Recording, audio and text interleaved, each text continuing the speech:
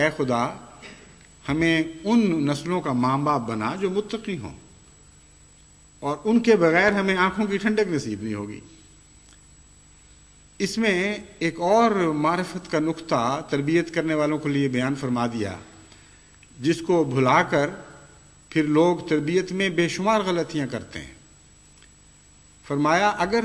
تمہیں تقوی کے سوا کسی اور چیز میں آنکھوں کی ٹھنڈک نصیب ہوئی تو یاد رکھنا نہ تمہارے حق میں یہ دعا قبول ہوگی، نہ تم اولاد کی تربیت کے اہل بنو گے۔ اگر تم آنکھوں کی ٹھنڈک ان کی دنیاوی ترقیوں میں ہی دیکھ رہے ہو، اگر تمہیں اس بات کا پر فخر ہے کہ بیٹی سنگھار پٹار اچھا کرتی ہے، یا کپڑوں میں اس کا ذوق اچھا ہے، یا اس کی سہیلیاں زیادہ ہیں، یا دنیا کے لحاظ سے وہ بلند مقام رکھتی ہے اور ہر دل عزیز ہوتی چلی جا رہی ہے، اور پڑھائی میں بہت اچھی ہے، اور ان باتوں پر تمہاری آنکھیں ٹھنڈی ہوتی ہیں اور تم وارے جاتے اس کے اوپر اور کہتے ہو یہ دیکھو ہماری بیٹی گھر میں آ گئی، آج یہ کیا اس نے، آج وہ کیا، اور تمہیں دل کا سکون انہی باتوں میں نصیب ہو گیا، تو تم یہ دعا کیسے کرو گے پھر کہ وَجْعَلْنَا لِلْمُتَّقِينَ إِمَامًا؟ کیونکہ مانگی گئی ہے آنکھوں کی ٹھنڈک، اور آنکھوں کی ٹھنڈک کا تقوی سے تعلق باندھ دیا گیا،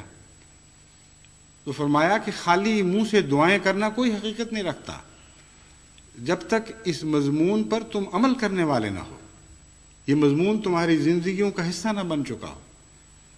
بس اگر واقعی اولاد کی نیکی دیکھ کر آنکھیں ٹھنڈی ہوتی ہوں،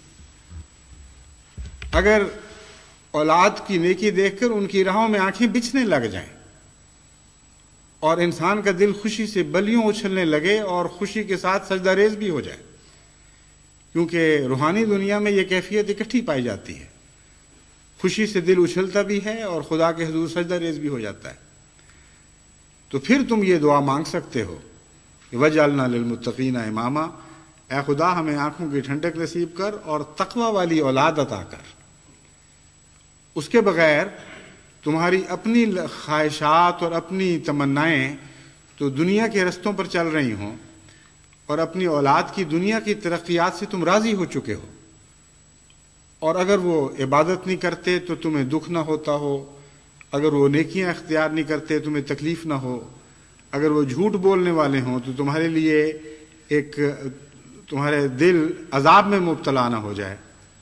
اور اگر وہ لغویات میں ایسے محو ہوں کہ ذکر الہی کے مقابل پر لغویات کو اہمیت دینے والے ہوں، تو پھر تمہاری آنکھوں کی ٹھنڈک غیر متقین میں ہے اور تمہاری یہ دعائیں بالکل کھوکھلی ہو جائیں گی۔ بس وہ لوگ جو بعض دفعہ یہ شکایت کرتے ہیں کہ جی ہماری دعائیں قبول نہیں ہوتی، آپ ہمارے لیے دعا کریں، بعض دفعہ تو ایسے لوگوں کے لیے دوسروں کی دعائیں کارآمد ثابت ہوتی ہیں، مگر ایسے مضمون میں جو میں بیان کر رہا ہوں غیر کی دعا کام نہیں آ سکتی، کیونکہ انسان کے اپنے اعمال اور اپنی نیتوں کے رخ ان دعاؤں کے خلاف عمل کرنے والے ہوتے ہیں، ان کو جھٹلانے والے ہوتے ہیں۔ دعائیں اور سمت میں ان کو لے جانے کی کوشش کرتی ہیں، اور وہ دعاؤں کے مخالف سمت میں زور لگا کر آگے بڑھ رہے ہوتے ہیں۔ ان کا یہ دعا کرنا کہ یہ دعائیں ہمیں اڑاتے ہوئے ان سمتوں میں لے جائیں جن میں جو تیری طرف لے جانے والے رخ ہیں، یہ کیسی بے معنی اور لغو بات ہوگی، حقیقت میں دعا سے مذاق کرنے والی بات ہوگی۔ بس خدا تعالیٰ نے ان آیات میں جو بے شمار حکمت کے خزانے مدفون فرمائے ہیں، ان کو آپ ٹٹولیں تو آپ کو نئے نئے عرفان کے موتی ملتے چلے جائیں گے، اور ان کا تربیت اولاد کے ساتھ اور تربیت قوم کے ساتھ بہت گہرا تعلق ہے۔ بس اپنی اولاد میں نیکی دیکھ کر خوش ہوا کریں، اور دنیا کی ترقیات کو سرسری نظر سے دیکھا کریں، ہو جائیں تو ٹھیک ہے، نہ ہو تو غم کی بات نہیں، لیکن اگر نیکی نہ ہو تو غم میں گھل جانا اور ایسی تکلیف محسوس کرنا کہ اولاد دیکھ لے کہ ہمارے ماں باپ ناخوش ہو گئے ہیں اور تکلیف میں مبتلا ہو گئے ہیں، یہ وہ جذبہ ہے جو حقیقت میں آپ کی دعاؤں کو طاقت دے گا، وہ عمل صالح جس کے متعلق فرمایا ہے کہ کلمہ طیبہ کو رفع عطا کرتا ہے، جس سے کلمہ بلند ہوتا ہے، وہ یہی مضمون ہے جو بیان کیا گیا ہے کہ ہر دعا کے ساتھ اس سے تعلق رکھنے والا اس کا ایک جوڑا نیک عمل ہوا کرتا ہے۔ یہ ضروری نہیں ہوتا کہ چند نیک اعمال ہوں تو سب دعائیں مقبول ہوں، یا کسی دعا کی قبولیت کے لیے ضروری ہے کہ تمام تر نیک اعمال ہوں۔ یہاں مضمون جوڑوں کا بیان ہو رہا ہے، اور جیسا کہ میاں بیوی کے اچھے جوڑے جس سے ایک دوسرے کے مزاج سے موافقت رکھتے ہوں دنیا میں پائے جائیں یا پائے جاتے ہیں، تو ساتھ ہی وہاں سکینت بھی ملتی ہے۔ اسی طرح دعاؤں اور اعمال کے بعض جوڑے ہیں، جہاں یہ جوڑے پائے جائیں گے وہاں قبولیت دعا کا مضمون ضرور موجود ہوگا۔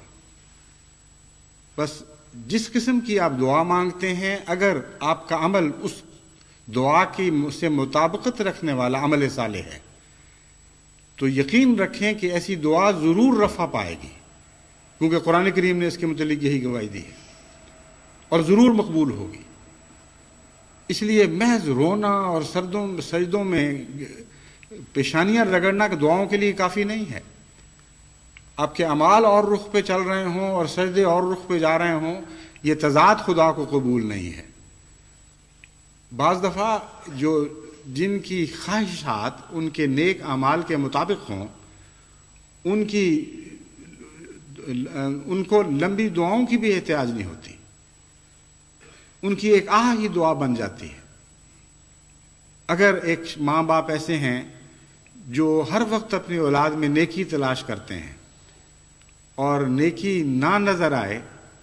تو ان کے دل سے آہ نکلتی ہے، وہی آہ ان کی دعا ہوتی ہے،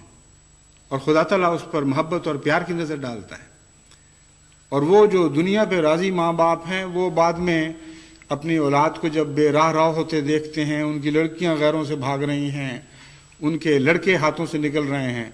پھر وہ روتے ہیں، پیٹتے ہیں، دعاؤں کے لیے لکھتے ہیں۔ یہ ساری بے حقیقت باتیں ہیں۔ جس طرح دنیا کے مضمون میں سائنس کا معنی ہے حقیقت، اور حقیقت کو تصورات تبدیل نہیں کر سکتے، وہی خدا ہے جس نے روحانی دنیا پیدا کی ہے۔ وہاں بھی ایک سائنس کا مضمون ملتا ہے، اور سائنسی حقائق کے طور پر باتیں پائی جاتی ہیں،